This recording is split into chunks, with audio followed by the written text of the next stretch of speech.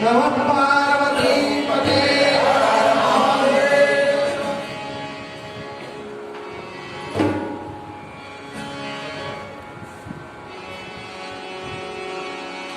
प्रसंग असा आज एकादशीचा दिवस भगवान पंढरीनाथांच्या भक्तांचा पहिला चरित्र बघूया.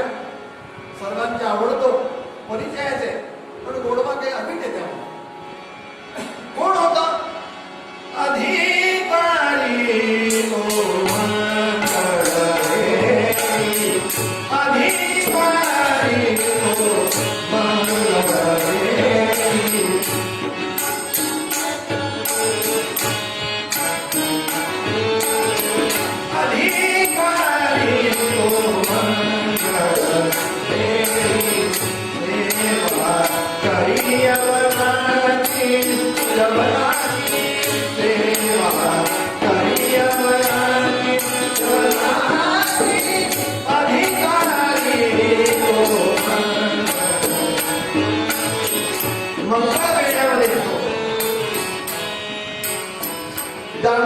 नावाचे एक महान सत्पुरुष झाले. बेदरच्या बादशाहाच्या ठिकाणी मोठ्या अधिकार पदावर पंतप्रधान असं म्हणायला हरकत नाही. अधिकारी सगळा कारभार उत्तम सांभाळावा. पूर्वी सुद्धा संत मंडळींनी सर्व आपल्या आपले कर्तव्य करून गेलीच आहे.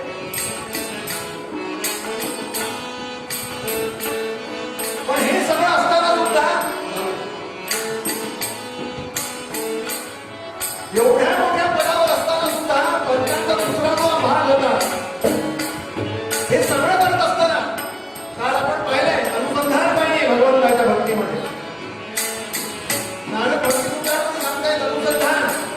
मग हे सगळं चालू असताना काय असायचं नाम तुझे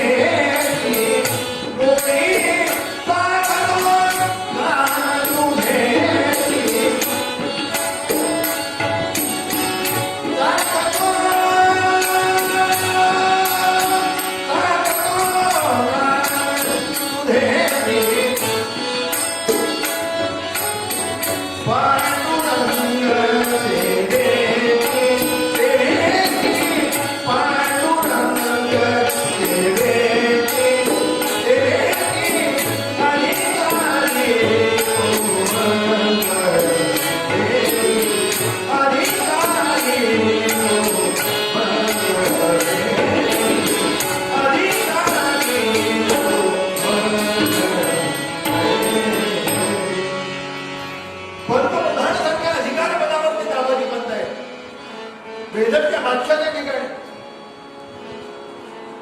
आणि हा दुर्भाग्य असं दुर्दैव असं आपल्या देशाचं त्या काळी दुर्भिक्ष निर्माण झालं. अकाल पडला. खायची भ्रांत. आज तरी एवढी विषण्ण परिस्थिती असताना सुद्धा एक फार मोठी जमेची बाजू भगवंताच्या कृपेने फार मोठी आहे की देशामध्ये धान्याचा साठवण आहे. साठवण आहे. आजच्या दृष्टीने फार मोठी जमेची बाजू आहे आपल्याला. पण धान्य दिसत नाही म्हटल्यानंतर फार विलक्षण अवस्था आहे. पाऊस नाही, पाणी नाही, धान्य नाही, जगायचं कसं? आणि म्हणून लोक पलायन करू लागले. आपापल्या स्थानात पलायन करू लागले. जसे आता मध्यंतरी कोरोनाच्या अवस्थेत कसं भयानक झालं होतं वातावरण पाहिलं. जावी त्याच्या वंशात तेव्हा इतकं सोपं नाही येते प्रकरण. ज्याच्यावर येतं त्यालाच त्याची कल्पना. खायला नाही म्हणतात तिथे मिळतंय तिथे प्रयत्न करू लागले. काही सुटे ना, डोकं काम करे ना. प्रपंच दिसायचा, पोरं बाळा दिसायचे, रात्र झोप यायची नाही.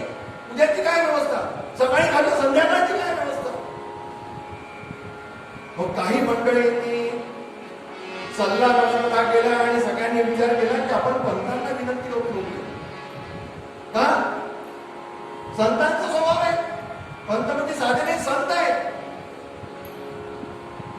आपण संतांना विनंती करू म्हणून काही मंडळी त्यांनी टेलिव्हिजन सारखं बनवलं आणि सगळे येऊन पंतांना भेटले. पण सध्याची परिस्थिती आपल्याला माहिती आहे. डोकं काम करत नाही, कसं जगायचा प्रश्न पडलाय. तुमची पण एक मर्यादा आहे, पण जर तुम्ही त्या लोकांपर्यंत जर पोहोचता तर तुम्हाला कळेल ते कसे जगतायत म्हणून. भक्तांना काही सुटे ना, ऐकलं ते सगळं वर्णन, डोळे भ्रमले. मी काय मदत करू शकतो सांगा. लोकांनी सांगितलं पंत आपण त्या हुद्द्यावर आहात, मोठ्या पदावर आहात, मोठमोठाली कोठाळं, धान्याची कोठाळं सगळी आपल्या ताब्यामध्ये. मुक्त असताना लुटवा म्हणाले, आता हाताने लुटणार तर केव्हा केव्हा कामात येणार. उद्याचा भरोसा नाही आम्हाला. पंतांनी विचार केला, आहे तर बरोबर. आतमध्ये गेले, आपल्या धर्मपत्नीशी सल्ला मसलता केला. अगं म्हणाले, कदाचित भगवंतांनी त्यांना पाठवलं. नाच अगदी बरोबर, आपल्याला काहीतरी करायला पाहिजे. तुझंही माझ्याला अगदी बरोबर. सगळी पांडुरंगाची सेवा नक्की ना, अगदी नक्की.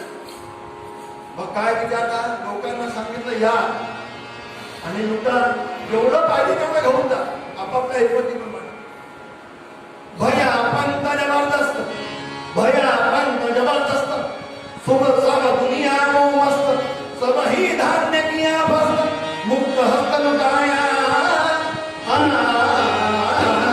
घेऊन जा. आणि तुमचा ज्या दिवशी सुकाळ येईल त्या दिवशी आमचं जे घेतलेलं आहे ते धान्य आम्हाला परत करा, आमच्या राजकोषामध्ये जमा करता येईल आम्हाला. हो हो हो हो, लोक म्हणाले हो. लोक कशाला विचारतात. घेऊन गेले लोक, आणि घेऊन गेल्यानंतर काय विचारतात. लाखो रुपये आजच्या भूमीने. आता हा त्या काळचा 500-600 वर्षापूर्वीची घटना.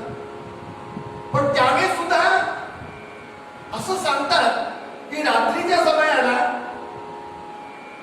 तो बादशाह मद्यप्राशन करवलं त्याला चांडाळ चौकडीनं आणि कान भरले की खावेल का. पंतांनी अनाज लुटवलं म्हणाले, धान्य लुटवलं. हे जर धान्य आज विकलं केलं असतं तर कमीत कमी 1 लाख रुपये आपल्या राजकोषामध्ये जमा झाला असता.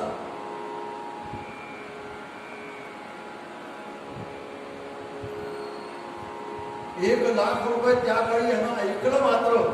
आणि मद्यात प्राशन केलं होता, धुंद होता बादशाह. क्रोध संतप्त झाला आणि फरमान काढलं की आत्ताच्या आत्ता जा आणि उद्या मुसक्या बांधून पंतांना बेदरला दरबारात घेऊन जा.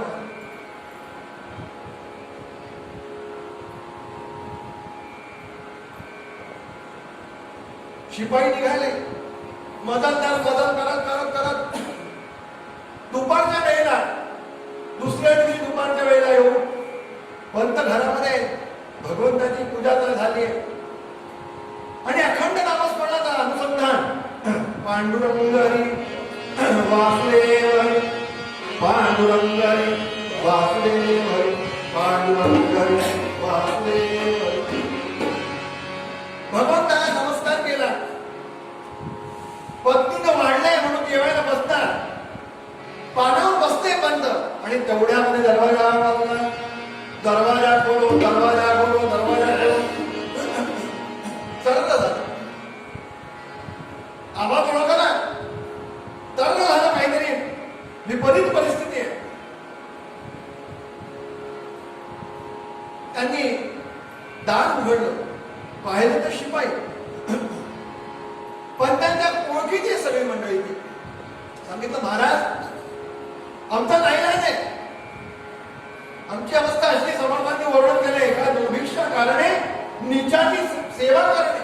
नाईलाजानं आम्हाला त्याची सेवा करायला. आणि त्याचा हुकूम आहे बादशाहचा की आपल्याला आले ते बंदिस्त करून आणा. आपण आमची परिस्थिती ओळखू शकता. काही काळजी करू नका, एवढंच ना, मी चालतो तुमच्याबरोबर. पण आता माध्यान्हाची वेळ, भोजनाची वेळ मी बसणारच होतो, माझं ऐकाल तर तुम्ही पण भोजन करू नये. काय बघा काय हृदयाची अवस्था आहे. भोजन करवलं त्यांना आणि सांगितलं चला. पत्नीच्या डोळ्यातनं अश्रुधारा प्रवाहित होऊ लागल्या. नाथ हे काय घडलं? काळजी करू नकोस. देवघरामध्ये गेले, नमस्कार केला. भगवंता हे सगळं करत असताना तुझी सेवा या भूमिकेतनं केलं. सर्वत्र तू आहेस आणि सर्वांच्या ठिकाणी तू असल्यामुळे सर्वांच्या भूमिकेतनं तुझी सेवा या भूमिकेतनं सगळं वाटलंय. तुला कल्पना आहे. आता लाज राखणं न राखणं तुझ्या हातात.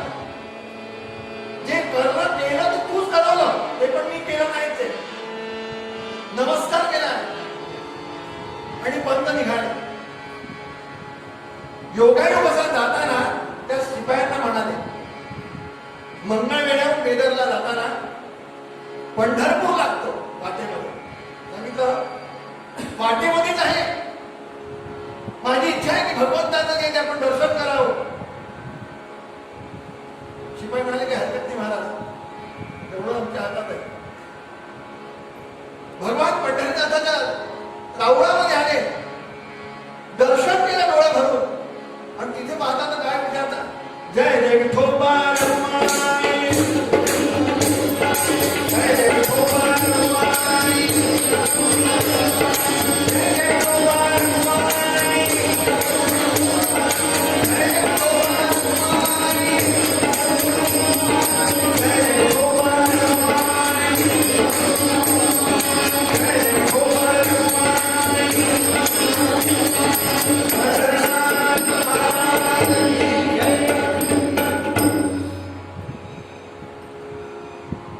आनंद घेतला त्या नामाचा. भक्तीचा सुद्धा आनंद घेता यायला पाहिजे. तो आपला विषय राहिला, उद्या बघूया. सदा पश्यंती सूर्य हा नामाचा वर्णन. ती नित्य असते. शब्दातनं, स्पर्शातनं, नेत्रातनं, प्रत्येक इंद्रियातनं त्याचा आनंद जो आहे तो भगवंताचा आनंद घेता यायला पाहिजे. असं तो वर्णन आहे. म्हणून ती नित्य भक्ती.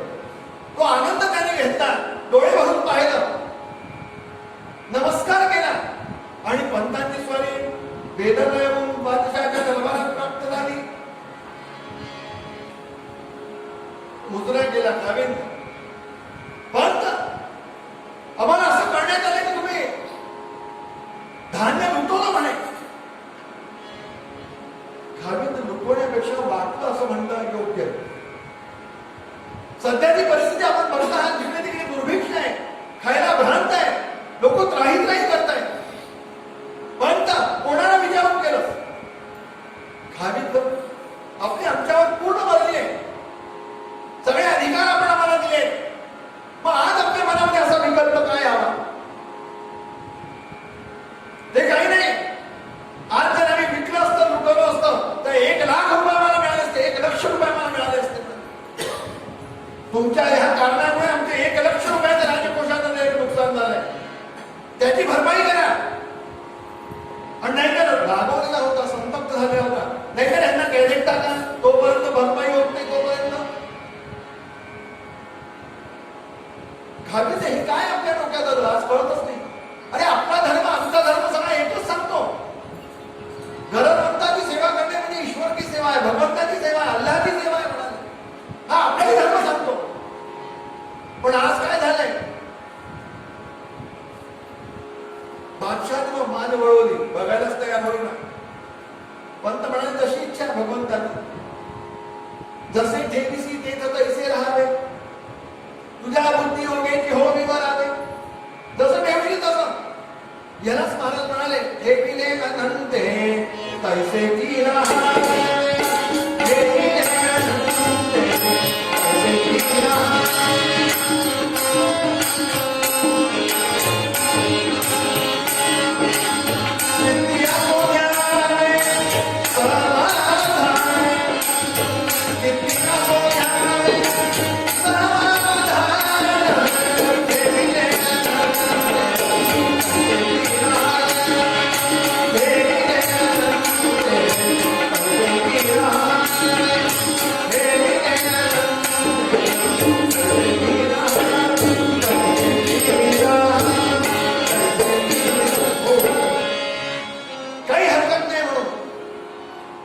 पंतांना कैदेत टाकलं. पंत कैदेमध्ये सुद्धा आनंदात होते. पत्नी मात्र वाट बघताय की नाथ गेले अजून आले नाही काही समोर उपचार काही कळत नाही काय. पण त्यावेळेस काही व्यवस्था नव्हत्या कम्युनिकेशनच्या आजच्या दरम्यान. त्यामुळे कळे ना भगवंताचा धावा करताय. भगवंता पांडुरंगा तू आहेस असं सगळं चालू आहे. आणि पंतांची अवस्था त्या कैदेत सुद्धा मध्ये येतो. स्नान संध्या जप जाप सगळं मस्त चाललंय भगवंताची इच्छा म्हणून. आपण त्या भक्तीची सगळी व्याख्या बघतो त्यामध्ये हे सगळे प्रकरण आलेले 9-10 दिवसामध्ये. परवा ज्यांची शताब्दी आहे पुण्यतिथी लोकमान्य टिळक शताब्दी वर्ष आहे परवा 1 ऑगस्टला. ज्यांना कोणाला शक्य असेल त्यांनी जावं माल्यार्पण करावं टिळकांना. कैदेमध्ये गीतेवरती भाष्य करावं. गीता रहस्यसारखा ग्रंथ कुठे लिहिणार? जेलमध्ये, मंडाळाच्या जेलमध्ये. बरं आजच्यासारखी जेल नव्हती जशी आजच्या जेल उपभोगतात. सगळे टीव्ही लागले, फ्रीज लागले, एसी आहे, घरापेक्षा जास्त व्यवस्था आहे त्यांच्या. इंग्रजांच्या काळामध्ये ते सुद्धा. आणि मंडळाच्या जेलमध्ये गीतेवरती भाष्य करून गीता रहस्यसारखा ग्रंथ लिहा. काय अवस्था असेल विचार करा मनाची. विचार करण्याची गोष्ट. तद्वत ह्याची अवस्था आहे. पण आता हे सगळं झाल्यानंतर भगवंताला असं वाटू लागलं लाजण्यासारखं झालं. ज्या भक्तांनी माझ्यासाठी सर्वस्व वेचावं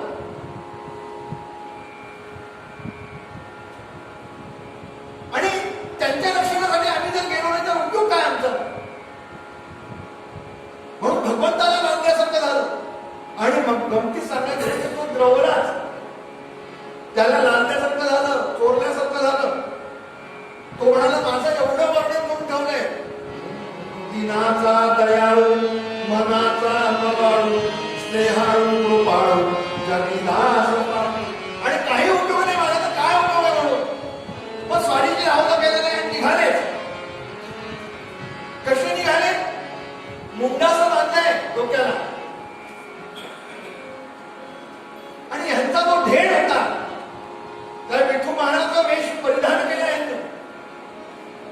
लंगोटी नेसली आहे, वस्त्र खांद्यावर आहे, काठी हातामध्ये, मुंडासं बांधलंय. आणि स्वारी प्रगट झाली कशी.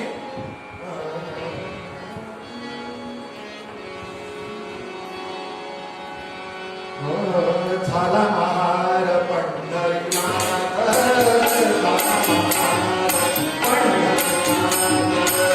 काय सांगूया देवाची मान, काय सांगूया देवाची मान.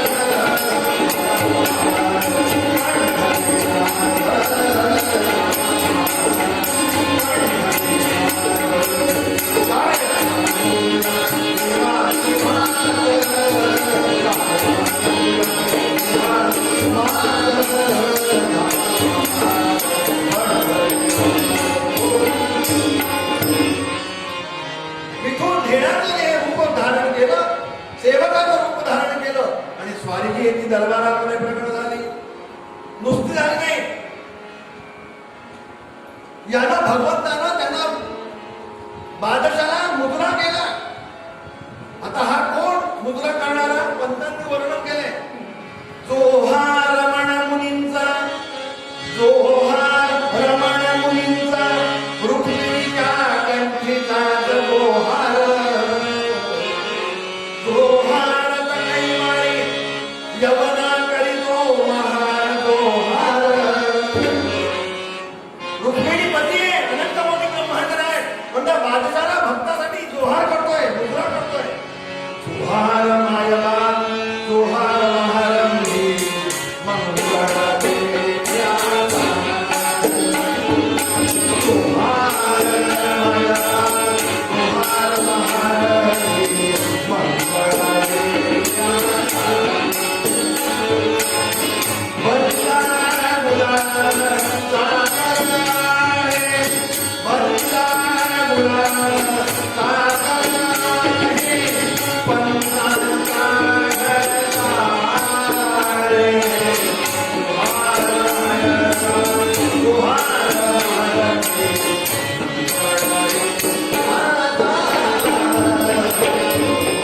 जोहार करताय. जोहार महाराज, जोहार. कोण आहेस तू? मी विठू महार आहे. त्यावेळेस हे काम महाराजांकडे असायचं, अतिशय प्रामाणिक.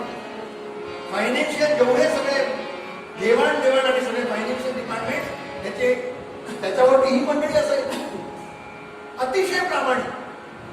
विठू महार आहे. कशासाठी आलास? महाराज मी त्याचा ढेड आहे, पंतांचा ढेड आहे महाराज. मग आला कशासाठी? महाराज आपलं नुकसान झालंय, त्याची भरपाई करणार. काठी आहे, मुंडाचं बांधलंय, वस्त्र आहे खांद्यावर, लंगोटी नेसलेली आहे मस्तपैकी, टिळा लावलाय. काय आणलंस? घावीत आपला काही नुकसान झालं, 1,00,000 रुपये पाहिजे. 1,00,000 ना? विठू ढेड म्हणाले मला सुद्धा 1,00,000 आवडतं मला, त्याचा 1,00,000 करून मी आलो भरपाई करायला. हे 2,00,000 मला उपयोगाचे नाही म्हणजे. पंतांचं 1,00,000 असल्यामुळे भरपाई करायला आलो. आणले का? आणले होते. कुठे? एवढीशी पोटळी होती, एवढीशी. ती पोटळी खाईतनं काढली आणि दरबाराने भर गालीच्या वरती तिला मोकळं केलं. खळखळा होती या मोहरा,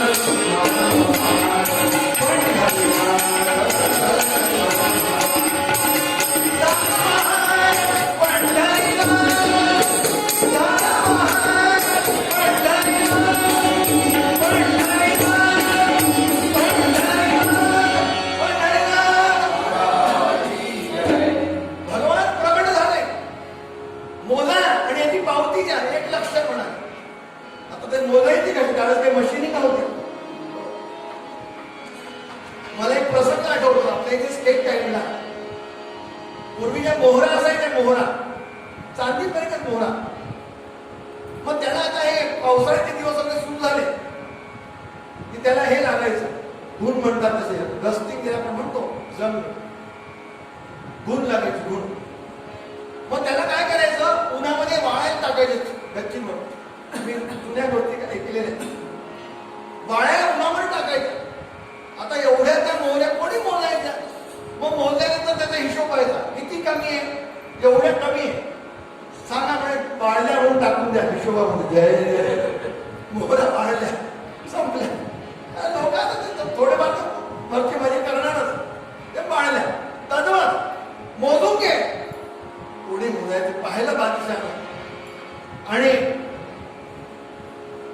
झालं का झालं. पण जाता जाता यानं काय केलं त्या बादशाहाच्या नजरेमध्ये नजर घातली. अनंत मोठी ब्रह्मांड नाही त्रैलोक्य श्रीमंताची नजर त्याच्यावर पडली. काय तो भाग्यवान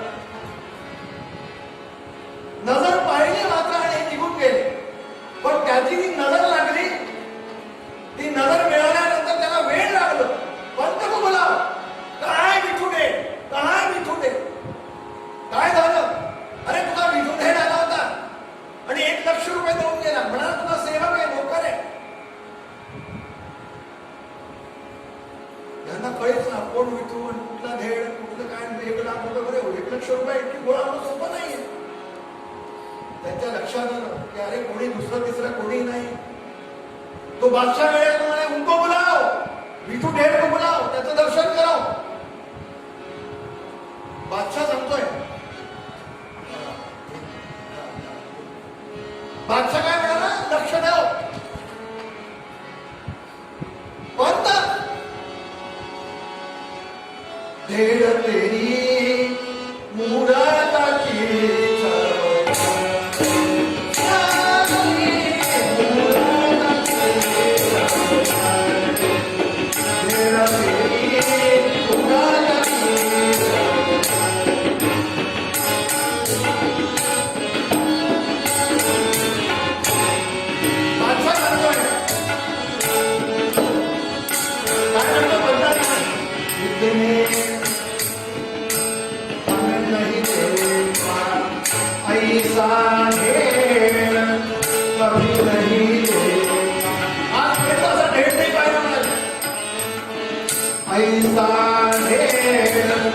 कभी नहीं देना इतनी उम्र हमारी हमारी सूरत की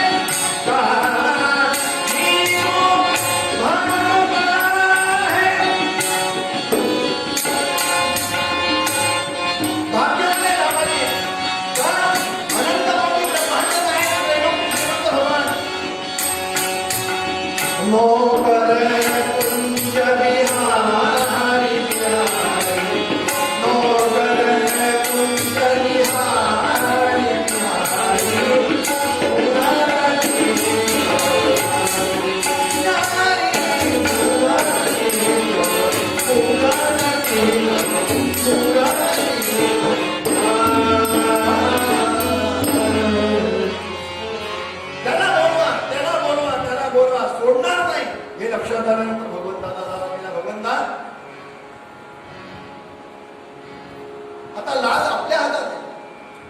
आणि डोळ्यातले अश्रू का प्रवाहित होऊ लागले की मी काय पाप केलं की मला दर्शनच नाही आणि ह्याला बादशाला माझ्यासाठी आपण दर्शन द्या.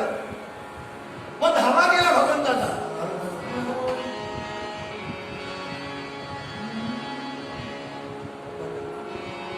निज निज रूप दाखवा